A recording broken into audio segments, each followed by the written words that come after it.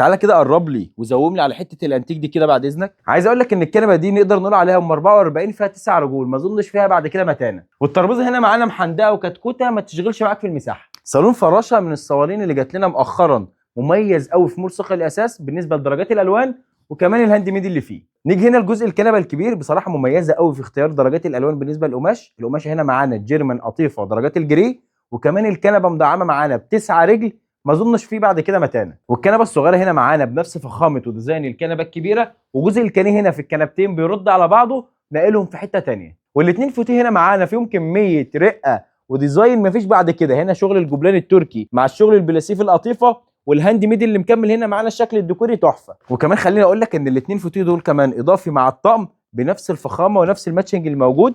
هنا كده الشغل الجبلان التركي مع البلاسيه بالنسبه هنا للتنجيد، وهنا الفخامه مفيش بعد كده. صالون فراشه هينقلك في حته ثانيه ويخطفك من كتر تفاصيله. متوفر دلوقتي في مول ثقل الاساس، تقدر تطلبه اونلاين او شرفنا بنفسك في المعرض.